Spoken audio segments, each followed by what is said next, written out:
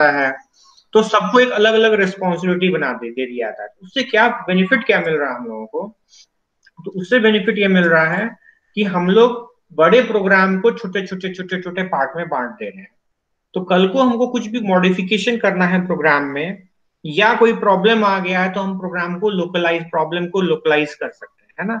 तो प्रोग्राम को अपग्रेड करना या प्रोग्राम में कोई प्रॉब्लम है उसको लोकलाइज कर देना किसी एक प्रॉब्लम तक, तो ये पॉसिबल है with the help of functions. Plus क्या है कि ऐसा भी हो सकता है कि किसी फंक्शन का आपको 4 बार इस्तेमाल हो प्रोग्राम, तो 4 बार वैसा कोड लिखना पड़ेगा आपको प्रोग्राम में। वो मान लेते हैं कोड 3-3 लाइन का ही कोड है, और 4 बार ऐसा सेम कोड लिखना पड़ रहा है, तो 12 लाइन का कोड लिख रहे हैं आप, और उसकी जगह पे क्या कर रहे हैं आप कि फंक्शन बना दीजिए और फंक्शन को सिर्फ कॉल कर लीजिए, है ना। तो फंक्शन को एक अलग रिस्पॉन्सिबिलिटी असाइन कर दिया गया, और जितनी बार चाहे आप उसको अब कॉल कर सकते हैं, तो कोड का लेंथ छोटा भी हो जाएगा, प्लस इजी टू अपडेट और इजी टू मॉडिफाई और इजी टू डिबग। मतलब कोई प्रॉब्लम हो जाए तो उसको फाइंड आउट करना, लोकलाइज करना कि भैया ठीक है, ये प्रोग्राम सम भी निकाल रहा है, प्रोडक्ट भी निकाल रहा है, 2 नंबर को डिवाइड भी कर रहा है, 2 नंबर को सब चेक भी कर रहा है, ये 4 काम कर रहा है, और प्रॉब्लम मेरे एडिशन में है, तो हम लोग सिर्फ एडिशन को देखेंगे, ना कि हम लोग बाकी चीजों को देखेंगे, है ना। तो पूरे प्रोग्राम में दिमाग खर्च करने की हम लोगों को जरूरत नहीं है। So that is function. तो फंक्शन को उस हिसाब से कई सारे ग्रुप में बांटा गया है। एक है कि no return type, no argument, है ना। तो ये अभी तक आप लोग जो मेन में इंट वॉइड लिखते थे उसके बारे में अब हम लोग बात करेंगे, समझ लेंगे कि वो क्या है। तो कोई रिटर्न टाइप नहीं है, कोई रिटर्न नहीं कर रहा वैल्यू को, है ना, और उसमें कोई आर्गुमेंट्स नहीं दे रहे हैं। तो ये क्या हो गया, it will be something like this. अभी आपको दिखाता हूँ, एक देश C++ से बना हुआ है। ये जो है, ये यहाँ जो लिखा हुआ, ये वॉइड, वॉइड मतलब हो गया नो रिटर्न। वॉइड हम कब लिखते हैं किसी फंक्शन में? तो we write void when it is not returning anything, वो हम लोगों को कुछ भी रिटर्न करके नहीं दे रहा है, तो उसको हम लोग बोलते हैं वॉइड। ओके। बहुत सारे ऐसे लोग होते होंगे जब से आपसे बोरो करते होंगे मनी, एंड कुछ आपको रिटर्न करते होंगे, कुछ आपको नहीं रिटर्न करते होंगे। तो जो कुछ नहीं रिटर्न करते हैं वो वॉइड हो गया। ओके। जो रिटर्न कर रहा है वो क्या हो गया? तो रिटर्न टाइप हो गया इंट, मतलब यहाँ पे इंट लिखा हुआ है, मतलब this is going to return something. Okay. तो रिटर्न टाइप ये हो गया कि ये मेन भी एक फंक्शन है। अभी तक फंक्शन आप लोगों ने पढ़ा था, जैसे मेन एक फंक्शन था जिसको हम लोग अपने हिसाब से डिफाइन कर रहे थे। आप लोगों ने प्रिंटफ पढ़ा था, आप लोगों ने स्कैनफ पढ़ा था। These are basically library functions. Main is not a library function, but printf, scanf, get, puts, strlen, strcpy, ये सब जो है वो आपका लाइब्रेरी फंक्शन था। तो मतलब पहले से डिफाइंड था, आप सिर्फ उसको यूज कर रहे थे। अब हम जो देखने जा रहे हैं सेक्शन, वो है कि हम खुद से डिफाइन करेंगे, वी विल डिफाइन फंक्शन। हम लोग अपने से फंक्शन को डिफाइन करेंगे और उसको यूज करेंगे अपने हिसाब से। तो that is called user defined function. तो फंक्शन को 2 ग्रुप में पहले बांट दिया गया, one is library function, other is user defined. Library function जो प्री डिफाइंड है, पहले से है, सिर्फ हम उसको यूज करते हैं अपनी जरूरत के हिसाब से। तो एग्जाम्पल आप लोग अभी तक जो लास्ट क्लास में बहुत सारा देखा था, आप लोगों ने सब लाइब्रेरी फंक्शन था, printf, scanf, gets, puts, these all are library functions. Okay. Square, pow, ये सब लाइब्रेरी फंक्शंस है।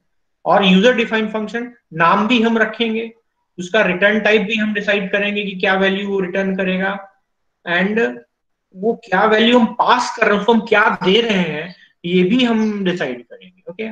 तो ये जो यहाँ मैं बीच में यहाँ लिख रहा हूँ, ये जो है this is the return type. ये क्या रिटर्न कर रहा है? जब कुछ नहीं रिटर्न कर रहा है, when it is not returning anything, it is called void.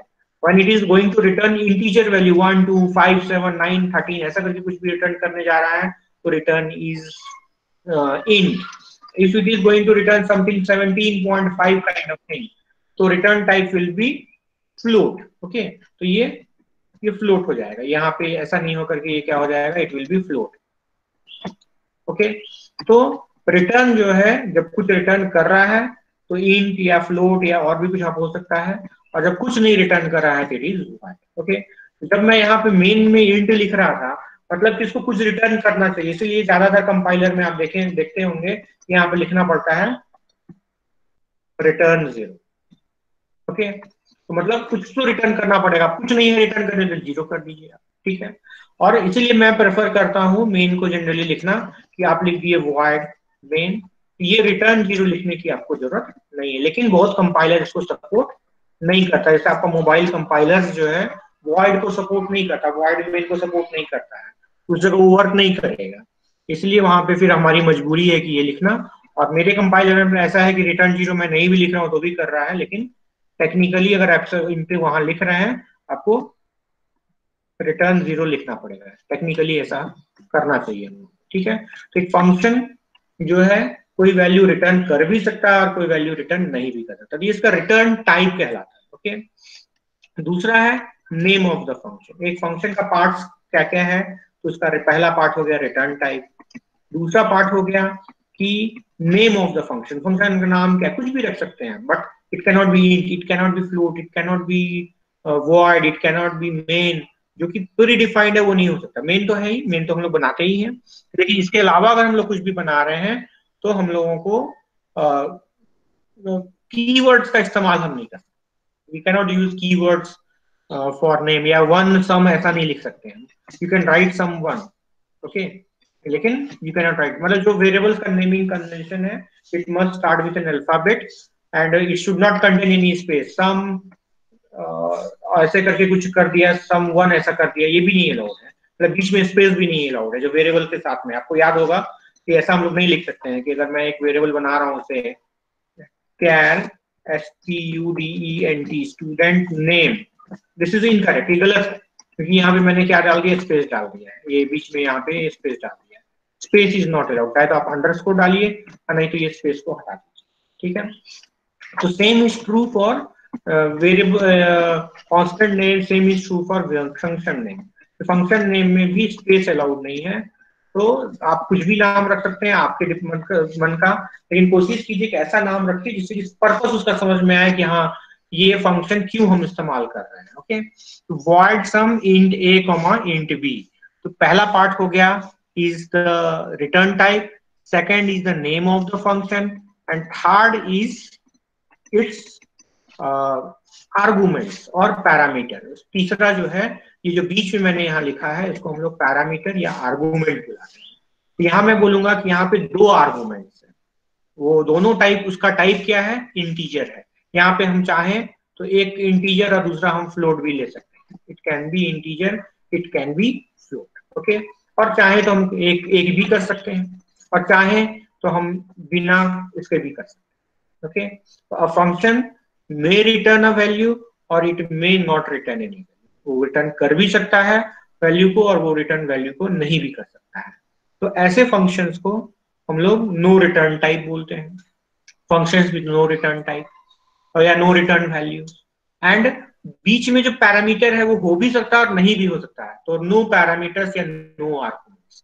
तो जो सबसे पहला बेसिक फंक्शन हम लोग देखेंगे वो कुछ ऐसा होगा कि it is neither going to return anything, पहला जो है यह ना हमको ना तो उसका कोई रिटर्न टाइप है, रिटर्न टाइप कोई नहीं है मतलब वॉइड है, और हम कोई आर्गुमेंट भी नहीं पास करेंगे, मतलब कोई पैरामीटर भी नहीं लिखेंगे, ऐसा फंक्शन, ठीक है। तो वो कैसा होगा उसको देखते हैं, बनाते हैं हम लोग।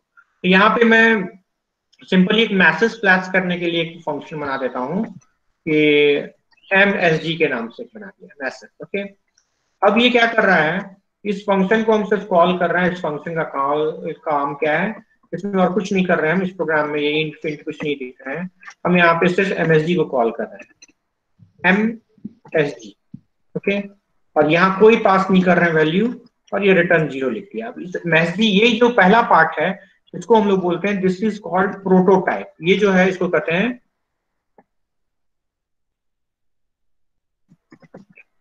प्रोटोटाइप। प्रोटोटाइप जो है एक मॉडल होता है, जैसे आप कोई प्रोजेक्ट, जैसे आपको ब्रिज बनाने का एक ब्रिज बनाना है, तो सीधे ब्रिज नहीं बना करके उसका एक मॉडल बनाया जाता है, that model is called prototype. तो फंक्शन का नाम क्या होगा, उसका रिटर्न टाइप क्या होगा, उसमें कितना आर्गुमेंट्स हम डाल रहे हैं, तो उसको हम लोग बोलते हैं उसका प्रोटोटाइप, ओके। तो first part of the function is prototype.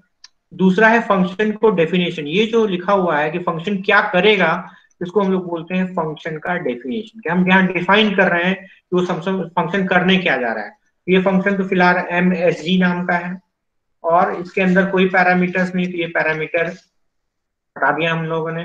और यहाँ पे सिर्फ एक मैसेज फ्लैश कर रहे हैं हम लोग, और वो मैसेज है वेलकम।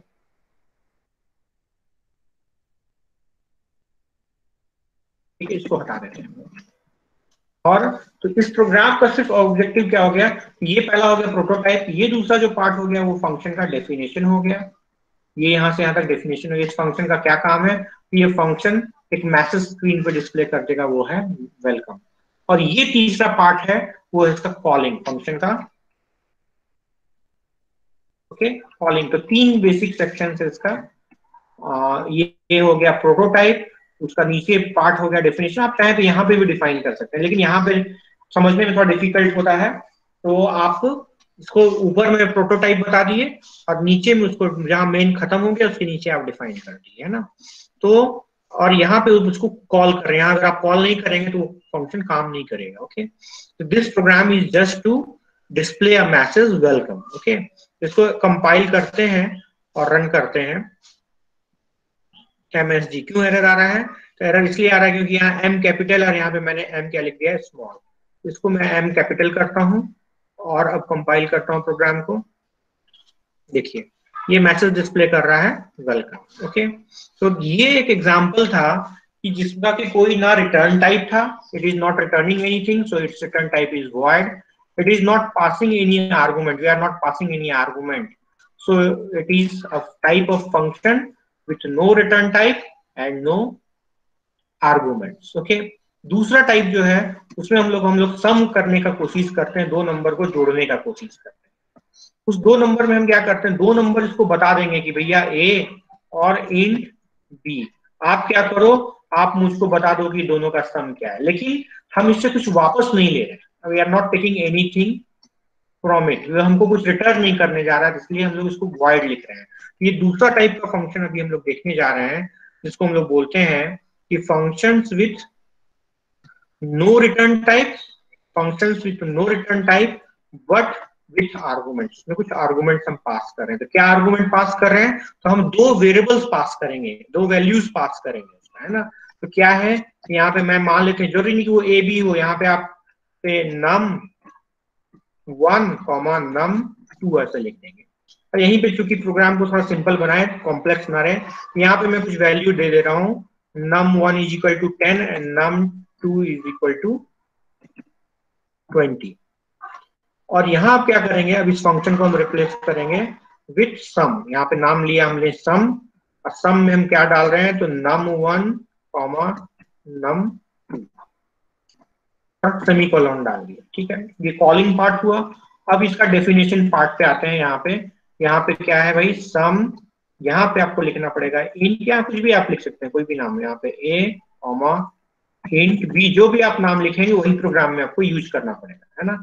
अब यहाँ पे इसका काम क्या है, इसका काम है दोनों का सम को डिस्प्ले कर देना। तो हम लोग क्या कर रहे हैं कि printf percentage B comma A plus B, ना, ये ए प्लस बी। अब आपको लग रहा होगा यहाँ तो num1 और num2, यहाँ ए प्लस बी क्यों आ गया।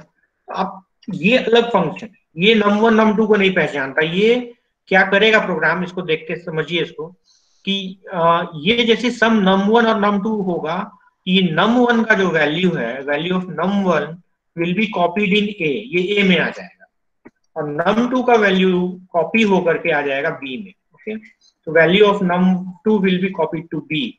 तो अब num1 जो है ए में है और num2 बी में है, तो यहाँ पे हम a प्लस बी लिखेंगे। ये num1 और num2 को नहीं पहचानता। देखिए अगर मैं यहाँ लिख दूं num1 प्लस num2 और प्रोग्राम को रन करके कंपाइल करके देखता हूं, तो it will show you an error message. इसको कंपाइल करता हूं, देखता हूं, देखिए आ गया मैसेज, बोल रहा है कि इंट आई इंट, यहाँ एरर है, यहाँ एरर है। इसको एक बार करेक्ट करते हैं हम लोग, इसको करेक्ट करके हम लोग a प्लस बी करते हैं, और अब कंपाइल करके देखते हैं सही है कि नहीं है।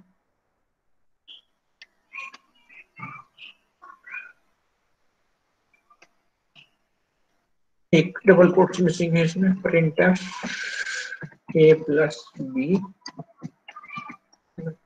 Just compile it.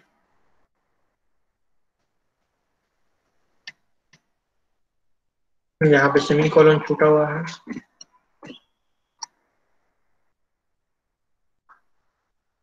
देखिए 30, तो हम लोगों ने वैल्यूज क्या लिया था, तो हम लोगों ने वैल्यूज लिया था 20, 10 एंड 20। यहाँ से मान लेते मैं 30 कर दूं, यहाँ पे मैं 40 कर दूं।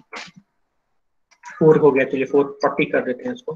4 कंपाइल करते हैं तो इसका आंसर आना है 70। ओके, तो ये 70 आ रहा है। अब इसको पुराना वाला प्रॉब्लम क्रिएट करके देखते हैं कि ए और बी की जगह पे मैं यहाँ पे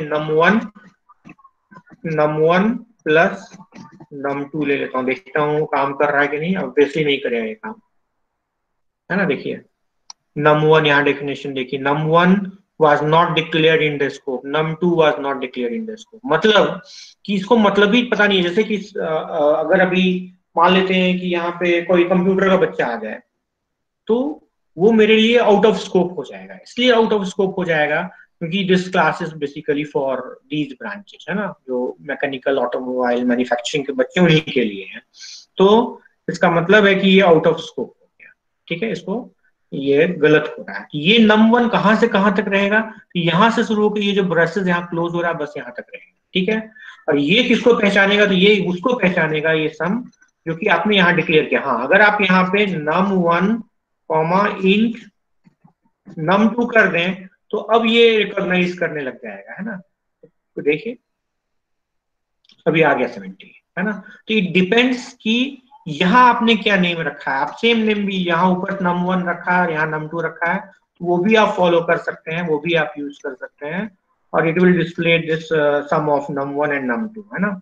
और ये यहाँ पे ए और बी है तो उससे कोई फर्क नहीं पड़ने। इवन यहाँ पे आप नाम नहीं भी लिखेंगे तो भी चलेगा। यहाँ पे इंट कॉमा इंट ऐसा करके आप लिख देंगे तो भी वर्क करेगा। बस हमको ये बताना है, ये यहाँ पे हम 2 पैरामीटर पास करने जा रहे हैं, उसका टाइप क्या है, तो टाइप उसका इंटीजर है। देखिए कंपाइल करके रन करके देखिए,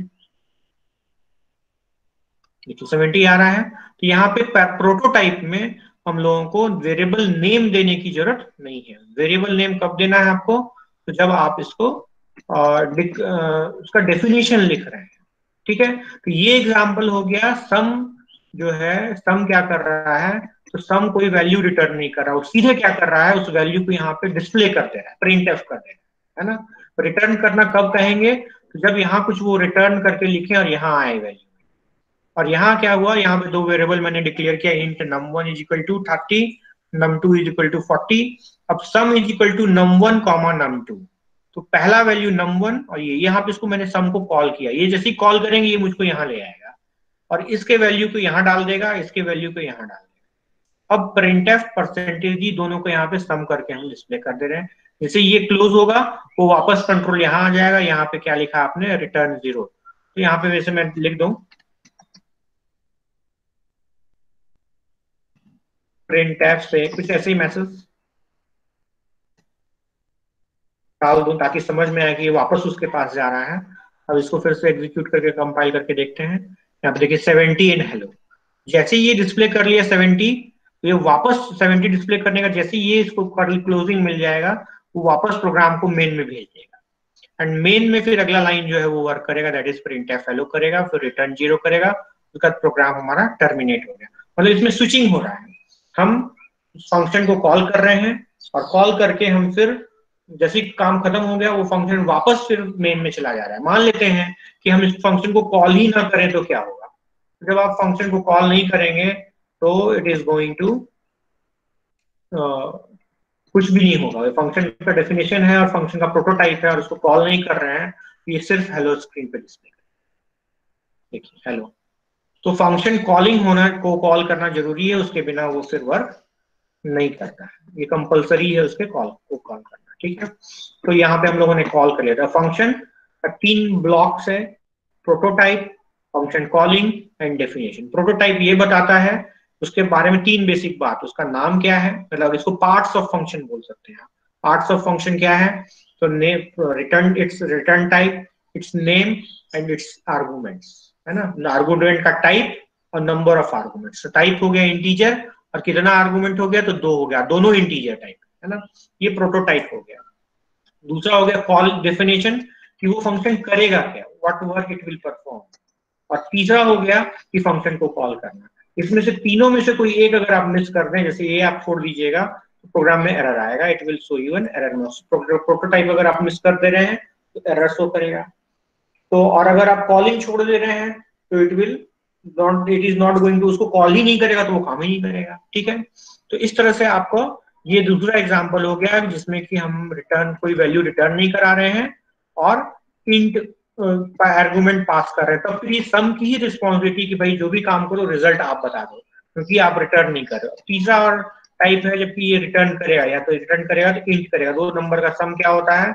it is always int, int comma int. तो अब हम इसको चेंज कर दे रहे हैं कि इंटीजर। अब क्या क्या चेंजेस करना पड़ेगा हम लोगों को? पहला तो यहाँ पे जाकर के वर्ड की जगह इंट करना पड़ेगा। ठीक है, int sum int num1 comma int num2 हो गया। यहाँ पे ध्यान देना है कि प्रोटोटाइप के बाद में हम सेमीकोलन लिखते हैं, लेकिन डेफिनेशन के बाद यहाँ पे सेमीकोलन नहीं डालते है ना।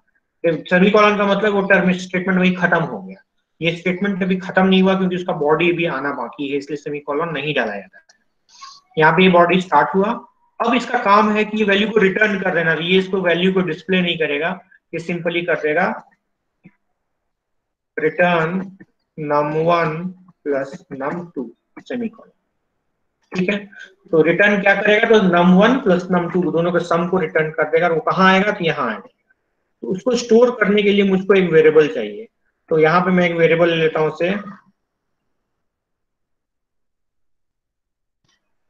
रिजल्ट। तो रिजल्ट ले लेता हूँ। यहाँ पे क्या करता हूँ,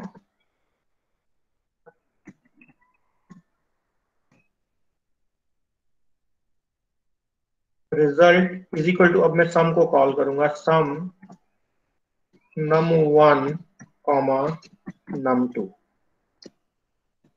ठीक है, तो ये सम num1 कॉमा num2 क्या करेगा कि रिजल्ट में वैल्यू को स्टोर, जो कैसे काम करेगा जस्ट चेक इट आउट। यहाँ पे अब रिजल्ट आ गया। अब रिजल्ट के वैल्यू को डिस्प्ले करना पड़ेगा हम लोग को। तो यहाँ पे हम लोग करेंगे percentage B comma percentage d comma result.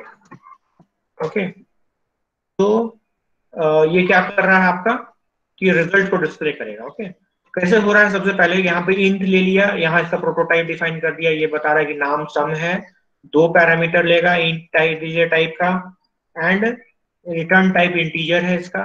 और हम यहाँ पे दो वेरिएबल डिक्लेयर कर रहे हैं, num1 एंड num2, दोनों में वैल्यू साइन कर दिया, रिजल्ट ले लिया।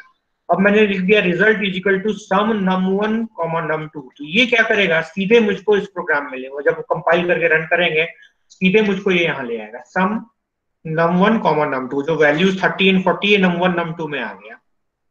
अब हम लिखेंगे रिटर्न num1 प्लस num2। तो num1 प्लस num2 दोनों को जोड़ करके वैल्यू रिटर्न करेगा। तो करेगा 30 प्लस 70, ये स्टोर करके यहाँ आ जाएगा, ये यहाँ 70 आ जाएगा। ये 70 इसमें साइन हो जाएगा, इसको 70 को हम स्टोर कर दे रहे हैं रिजल्ट में। और फिर ये प्रिंट टेस्ट कर देगा परसेंटेज डी रिजल्ट, है ना। फिर रिजल्ट के वैल्यू को डिस्प्ले कर देगा। तो कंपाइल करते हैं, रन करते हैं इसको, है ना।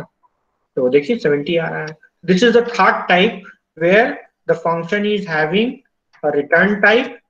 यहाँ रिटर्न टाइप है, रिटर्न वैल्यू रिटर्न कर रहा है वैल्यू को, and it is passing arguments also. तो बेसिकली तीन ग्रुप हो गया। पहला हो गया वो हो गया आपका कि